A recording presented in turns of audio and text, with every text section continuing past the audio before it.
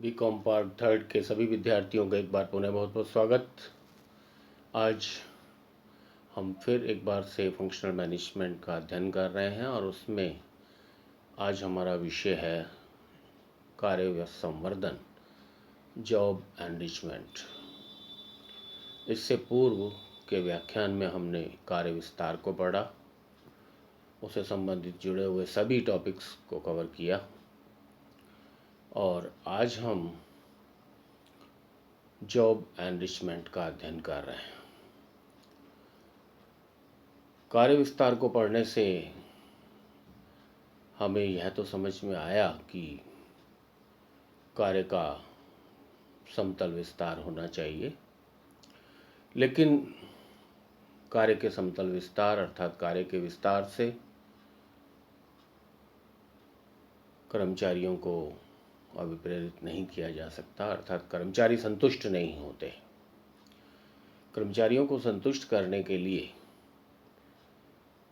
Frederick हचबर्ग ने कार्य संवर्धन तकनीक का विकास किया, या यूं कहें कि प्रतिपादन किया। कार्य संवर्धन वह तकनीक है जिसमें कार्य विस्तार के साथ साथ कार्यों में गहनता उत्पन्न की जाती है, जिसमें कर्मचारियों को कार्य के नियोजन, निर्णय, क्रियान्वयन, मूल्यांकन में अधिक स्वायत्तता दी जाती है। उन कार्यों का नियंत्रण अधिकार भी उन्हें दिया जाता है।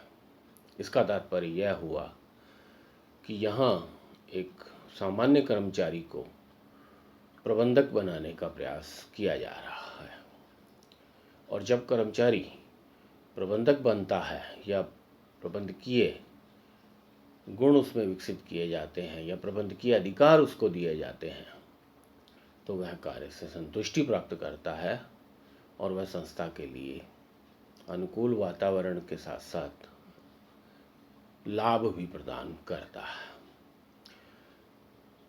कार्य संवर्धन का अर्थ समझने के पश्चात इसके लक्षणों से या इसकी विशेषताओं से यह विषय और अच्छी तरह समझ में आएगा।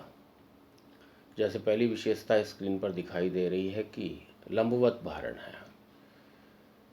मैं पूर्व में भी चर्चा कर चुका हूं कि कार्य विस्तार समतल भारण है, लेकिन जब तक कर्मचारी को गहनता उत्पन्न नहीं की जाएगी, कार्यों में सीक्वेंस नहीं दी जाएगी, तो वह कर्मचारी अभिप्रेरित नहीं होगा। ठीक वैसे ही कार्यों में गहनता उत्पन्न करने की बात दिखाई दे रही है। कार्यों में गहनता अर्थात डेप्थ देनी है। कार्यों को अनेक क्रियाओं में बांटना है और उसके अधिकार भी प्रदान करने हैं। तीसरी विशेषता कार्य विस्तार पर आधारित। यह बिल्कुल ठीक बात है कि कार्यों का समतल भारण तो होगा ही, इसलिए कार्य विस्तार पर आधारित है, लेकिन कार्य संवर्धन तकनीक में लंबवत भारण भी है। तो इसका मतलब हुआ कि कार्य संवर्धन कार्य विस्तार पर आधारित है। अगर कार्य विस्तार नहीं होगा तो संवर्धन भी नहीं हो सकता। प्रबंधकीय अधिकार के रूप में चौथा बिंदु आपको दिखाई दे रहा है।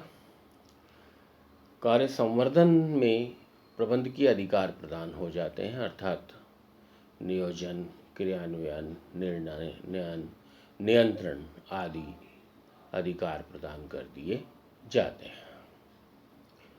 पांचवी विशेषता प्रबंधकीय व्यवहार की अपेक्षा, अर्थात कर्मचारी से प्रबंधकीय व्यवहार की अपेक्षा की जाती है, क्योंकि जब उसे कार्यों का लंबवत भारण कर दिया और उच्च स्तर के अधिकारियों द्वारा उन्हें अधिकार प्रत्यायोजन कर दिया, तो फिर इस बात की अपेक्षा भी रहती है कि वह प्रबंधकीय व्यवहार करे, अर्थात मैनेजरियल बिहेवियर उसके कार्यों में झलकना चाहिए, दिखना चाहिए। और अंतिम विशेषता के रूप में कार्य संतुष्टि एवं प्रेरणा। यह सब इसीलिए ही तो फ्रेडरिक हचबर्ग ने किया था कि कर्मचारी को जब खुद योजना बनाने का अधिकार मिलेगा, उसको क्रियान्वित करने का अधिकार मिलेगा, निर्णय लेने का अधिकार मिलेगा और समीक्षा करने का अधिकार मिलेगा, तो वह अभिप्रेरित होगा। और यह बात हम भलीभांति जानते हैं कि कर्मचारी का कार्य संतुष्टि एवं प्रेरणा से निकट संबंध होता है। विशेषताओं को समझने के पश्चात मैं आपको बता दूं एक बार फिर से कि कार्य विस्तार और कार्य संवर्धन में अंतर होता है। बिंदुओं की दृष्टि से इसको भी एक्सप्लेन किया जा सकता है, लेकिन मैं सारगर्भित रूप में यही कहूँगा कि कार्य विस्तार समतल भारण है कार्यों का, जबकि कार्य संवर्धन समतल और लंबवत भारण दोनों है। कार्य विस्तार में प्रबंधकीय अधिकार नहीं मिलते, जबकि कार्य संवर्धन में प्रबंधकीय अधिकार भी मिलते हैं, अर्थात वह अपनी योजनाएं बनाकर उन्हें क्रियान्वित कर सकता है। और कार्य विस्तार संतुष्टि प्रदान नहीं करता, जबकि कार्य संवर्धन कार्य से संतुष्टि प्रदान करता है और कर्मचारी अभिप्रेरित होता है। अब मैं अगले शीर्षक पर चलता हूँ, जो कार्य संवर्धन के महत्व को इंगित करता है और उसके विभिन्न बिंदु निम्न प्रकार हैं। पहला, कार्यों में रुचि। जब एक सामान्य कर्मचारी को यह महसूस होने लगता है कि वह प्रबंधकीय अधिकारों युक्त कार्यों को कर रहा है, तो वह कार्यों में इंटरेस्ट लेता है। प्रबंधकीय अधिकार उसे मिल जाते हैं, अर्थात उसे नियोजन, क्रियान्वयन, निर्णय और नियंत्रण के अधिकार प्राप्त हो जाते हैं। तीसरा महत्व मान्यता के रूप में है, अर्थात कर्मचारी को उसके किए हुए कार्यों की मान्यता प्राप्त होने लगती है, वर्क रिकॉग्निशन होता है उसका। और इसी से चौथा बिंदु भी स्पष्ट होता है कि उसको कार्य संतुष्टि मिलती है। जब कार्य संतुष्टि कर्मचारी को मिलेगी तो वह कार्य संवर्धन के महत्व को बताता है।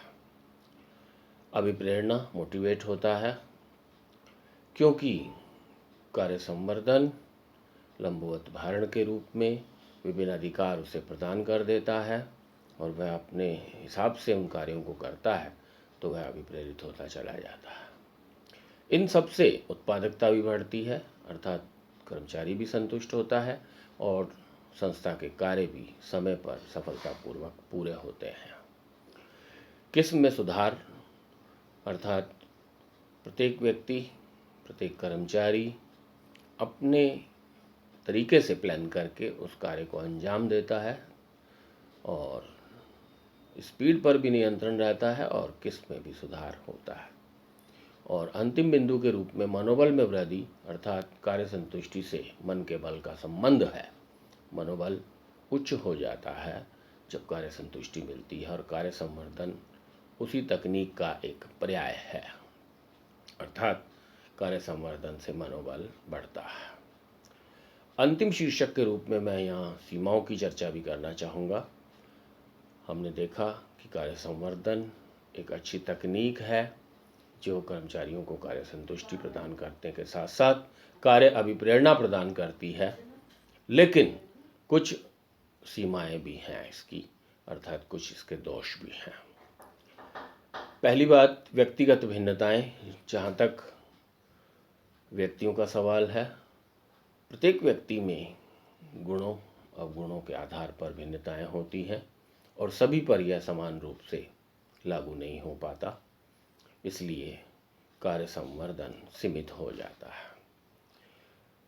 दूसरी बात, प्रशिक्षण की आवश्यकता। बिल्कुल, इस तकनीक को लागू करने के लिए कर्मचारियों को प्रशिक्षण की जरूरत होती है, क्योंकि पहले से वो प्रबंधकीय कार्यों को नहीं करते, बल्कि जो उन्हें कार्य बताया जाता है उसी को करते हैं। उनको योजना बनाना, क्रियान्वयन करना, निर्णय लेना और नियंत्रण करना आदि नहीं आते, लेकिन इसके लिए उन्हें प्रशिक्षण देना पड़ता है और प्रशिक्षण यदि नहीं दिया गया तो यह तकनीक सीमित हो जाती है। तीसरा सीमा के रूप में व्यवहार परिवर्तन में कठिनाई, अर्थात कर्मचारियों के व्यवहार परिवर्तन की आवश्यकता होती है और वह व्यवहार परिवर्तन जल्दी से कर्मचारी करते नहीं हैं। सीमित क्षेत्र में ही यह लागू होती है। उसके अलावा कर्मचारियों पर प्रतिकूल प्रभाव, कर्मचारी यह समझ लेते हैं कि इससे हमें अधिकार तो दे दिए, योजनाएं भी हम बना रहे हैं, कार्य भी हम कर रहे हैं, लेकिन उनके वेतन में वृद्धि नहीं होती है। उन्हें विभिन्न और लाभ जो आर्थिक और सामाजिक मिलने चाहिए वो प्राप्त नहीं होते हैं और इससे उनके ऊपर प्रतिकूल प्रभाव पड़ता है। इसके अलावा एक वजह और भी है कि कुछ कर्मचारी तो इसे आत्मसात कर लेते हैं, लेकिन कुछ कर्मचारी इसे आत्मसात करना नहीं चाहते और वो इसको एक अच्छी तकनीक के रूप में नहीं लेते हैं। संतुष्टि स्तर में भी अंतर होता है। प्रत्येक व्यक्ति का संतुष्टि का स्तर, कुछ कर्मचारी चुनौतियों को स्वीकार करते हैं, उत्तरदायित्वपूर्ण कार्य लेना चाहते हैं, लेकिन कुछ कर्मचारियों में यह भावना नहीं होती और जब वह इस तरह की प्रवृत्ति रखते हैं तो कार्य संवर्धन तकनीक लागू होने में दिक्कत आती है। श्रम संघों का भी असहयोग मिलता है। सीमित क्षेत्र है इसका, अर्थात यह सिर्फ परिचालन स्तर पे ही तकनीक लागू की जा सकती है, प्रबंधकीय स्तर पर इसे लागू नहीं किया जा सकता। और जहाँ तक अंतिम बिंदु का सवाल है, लागत अर्थात कॉस्ट ज़्यादा आती है। तो कहने का मतलब ये है कि यह कुछ बिंदु जो सीमाओं के रूप में आपके सामने रखे, मुझे विश्वास है कि आप इन सबको समझ गए होंगे।